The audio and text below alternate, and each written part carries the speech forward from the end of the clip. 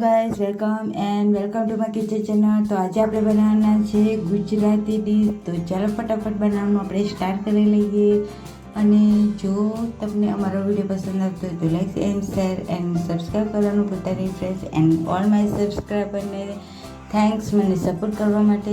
તો આપણે બટેકા લઈ લીધા છે અને છોલીને આપણે ધોઈને એકદમ સરસ રીતે નાના ઝીણા કટ કરી લઈશું અને એને બાફા મૂકી દઈશું। તો તપેલીમાં મેં ગરમ કરવા પાણી મૂકી દીધું છે। તો બટેટા એડ કરી લઈશું, 1 ચમચી મીઠું એડ કરી લઈશું અને ઢાંકણ ઢાંકી દઈશું અને એને બાફા મૂકી દઈશું। તો મેં 2 કલાક માટે તુવેરની દાળ પલાળી દીધી હતી, તો મેં એને વોશ કરી લીધી છે। તો આપણે કુકરમાં પાણી એડ કરી લઈશું 3 ગ્લાસ। ત્યારબાદ આપણે દાળ એડ કરીશું, 1 ટમાટર, લીલી મરચી, મીઠું, હળદર એડ કરી લઈશું અને ઢાંકણને ઢાંકી દઈશું કુકરનું અને આપણે 5 થી 6 સીટી થવા દઈશું। ત્યાં સુધી આપણે જોઈ લઈએ આપણે બટેકા એકદમ સરસ રીતે કૂક થઈ ગયા છે। તો ચાલો ફટાફટ આપણે એનો વઘાર કરી લઈએ। તો આપણે પેણીમાં તેલ એડ કરીશું, જીરું એડ કરી લઈશું અને 1 લાલ સૂકી મરચી એડ કરી લઈશું, ટમાટર, આદુ મરચાંની પેસ્ટ લઈ લઈશું, મીઠો લીમડો 1 ચમચી એડ કરીને એકદમ સરસ રીતે ટામેટાં સોફ્ટ થવા દઈશું, 1 ચમચી હળદર, 1 ચમચી ગરમ મસાલો, 1 ચમચી લાલ મરચી પાવડર અને એને એકદમ સરસ રીતે મિક્સ કરી લઈશું। બટેટો એડ કરી લઈશું અને એકદમ સરસ રીતે મિક્સ કરી લઈશું। તમે જોઈ શકો છો। તો આપણે થોડું પાણી એડ કરીશું અને મિક્સ કરી અને એને 2 મિનિટ માટે કૂક થવા દઈશું। તો તમે જોઈ શકો છો કે આપણી 2 મિનિટ થઈ ગઈ છે અને એકદમ બટેકા આપણા એકદમ સરસ રીતે બનીને રેડી થઈ ગયા છે। ધાણા આપણે ઉપરથી સર્વ કરી લઈશું। ત્યારબાદ આપણે 1 તપેલીમાં પાણી, મીઠો લીમડો, મીઠું એડ કરીને ચોખા આપણે ધોઈને લઈ લેવાના છે અને બાફા મૂકી દેવાના છે। આપણા ભાત એકદમ સરસ રીતે કૂક થઈ ગયો છે। તો આપણે 1 તપેલીમાં આપણે જીરું એડ કરી લઈશું, લાલ સૂકી મરચી એડ કરીશું 2, ત્યારબાદ આપણે લવિંગ મરિયા એડ કરીશું, ત્યારબાદ આપણે તેલ એડ કરી લઈશું જરૂર પ્રમાણે। તો મેં 2 પરી તેલ એડ કર્યું છે। ત્યારબાદ આપણે મીઠું લીમડું એડ કરી લઈશું, આદુ મરચાંની પેસ્ટ એડ કરી લઈશું 1 ચમચી અને એકદમ સરસ રીતે મિક્સ કરી દાળને એડ કરી લઈશું બોઇલ થયેલી।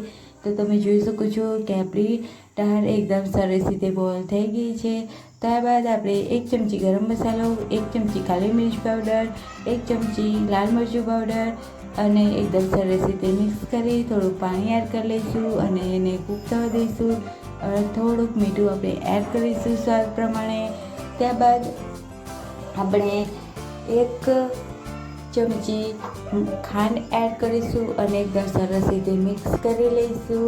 તમે જોઈ શકો છો કે આપણી દાળ એકદમ સરસ રીતે કૂક થઈ રહી છે। તો આ રીતે આપણે સરસ કૂક થવા દેવાની છે। થોડું પાણી એડ કરી લઈશું અને એકદમ સરસ રીતે એને બરાબર આપણે કૂક થવા દઈશું। ત્યારબાદ આપણે તેમાં ધાણા એડ કરી લઈશું અને એકદમ સરસ રીતે મિક્સ કરી એને ઉકળવા દઈશું। જેટલી દાળ ઉકળશે એટલી જ આપણી દાળ એકદમ બનીને રેડી થશે અને બધાને ભાવશે। તો આ ગુજરાતી ડીશ એકદમ સ્વાદિષ્ટ બને છે। તો ચાલો ફટાફટ આપણે બનાવી લઈએ। તો મેં પૂરીને આ રીતે વણીને આ રીતે આપણે તળી લઈશું। જો તમને આવી પૂરી એકદમ ફૂલેલી ના બનતી હોય તો તમે મને કમેન્ટમાં જરૂર કહેજો। તો એ લોટ બાંધવાની રીત કેવી રીતે બંધાય છે અને આ આપણી પૂરી કેવી રીતે એકદમ આપણી ફૂલેલી બની છે, તો એના માટે જરૂરથી વિડીયો તમારા માટે લઈને આવીશ। તો આ રીતે આપણે બધી જ પૂરીને તળી લઈશું અને એકદમ સરસ રીતે આપણે સોફ્ટ પૂરી એકદમ બનીને રેડી થઈ જશે આપણી। તમને અમારો વિડીયો જો પસંદ આવતો હોય તો લાઈક, શેર એન્ડ સબસ્ક્રાઈબ કરવાનું ભૂલતા નહીં ફ્રેન્ડ્સ। ત્યારબાદ આપણે ડીશને આપણે સર્વિંગ પ્લેટમાં સર્વ કરી લઈશું। આપણી ગુજરાતી ડીશમાં મારે 1 વાટકી મેં કેરીનો રસ લીધો છે। જો તમને કેરીનો રસની રેસીપી જોઈતી હોય તો ડિસ્ક્રિપ્શનમાં હું લિંક આપી દઈશ, ત્યાંથી તમે એ વિડીયોને જોઈ શકો છો કે કેરીનો રસને કેવી રીતે બનાવવાનો છે। ઘરે જ એકદમ પ્યોર કેરીનો રસ જોઈ શકો છો। ડિસ્ક્રિપ્શનમાં હું લિંક આપી દઈશ તમને ફ્રેન્ડ્સ. તો જોઈ શકો છો કે આપણે બટેટાનું શાક, આપણે પૂરી, ભાત અને રમકડાં અને કેરીનો રસ રેડી થઈ ગયો છે. તો તમને ટેસ્ટી ભાવતી આ રેસીપી કેવી લાગી મને કમેન્ટમાં જરૂરથી કહેજો.